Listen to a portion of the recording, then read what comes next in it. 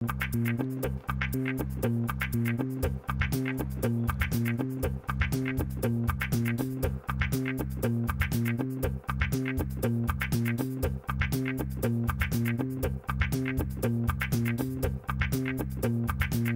vous cherchez Soultz dans la géothermie, c'est le site le plus connu au monde. Pourquoi? Parce que nous avons des financements publics et nous avons fait énormément de travaux, des publications, énormément d'étudiants. Moi-même, j'ai fait ma thèse sur Soultz. Et donc, on est le site, on va dire, le plus instrumenté, le plus connu et le plus médiatisé dans la géothermie profonde. Je suis géologue et je m'occupe je suis responsable scientifique du site et donc j'interviens donc au GIE pour toutes les études qui concernent la caractérisation du sous-sol, les aspects environnement et les aspects de technologie. Et l'Alsace est une région de failles, il y a de la tectonique, il y a quelques millions d'années, et dans ces failles, il y a de l'eau qui est piégée, et nous aujourd'hui, on exploite de l'eau dans des failles.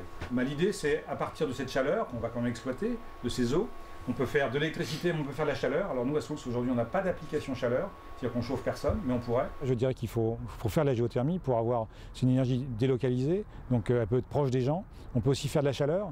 Faire de la chaleur, ça veut dire aussi créer des emplois, des gens qui travailleraient à partir des process de chaleur. Donc il faut développer, à mon avis, des projets qui valorisent la chaleur.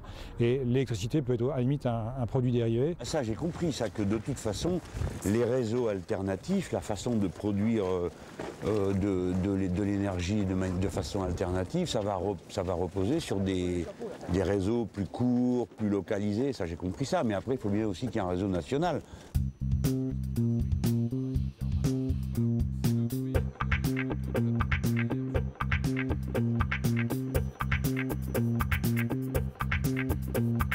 Il faut imaginer que le puits qui est GPK2 est à peu près vertical, c'est-à-dire 5000 mètres de profondeur, à peu près vertical.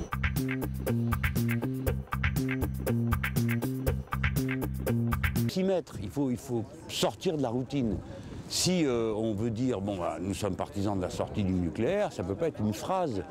Et on ne peut pas avoir comme alternative de dire, eh ben, on éteint la lumière. Donc c'est pas sérieux. La sortie du nucléaire, ça va nous occuper pendant 20 ans. Et il faut donc mettre à profit chaque instant pour trouver une alternative. Et pourquoi faut-il sortir du nucléaire? Pas pour des raisons idéologiques, mais parce que techniquement, scientifiquement, on ne sait pas quoi faire des déchets aujourd'hui. Premièrement. Deuxièmement, si pour notre malheur, il y avait le moindre incident quelque part, les dégâts seraient de nature enfin, je ne les souhaite pas, donc je préfère même pas en parler. Donc tout le monde a compris. Voilà. Donc des gens raisonnables, raisonnés, ils doivent se dire, bon, on a fait ça, on en profite, il faut que ça reste sûr, donc garantissons les moyens que ça reste sûr.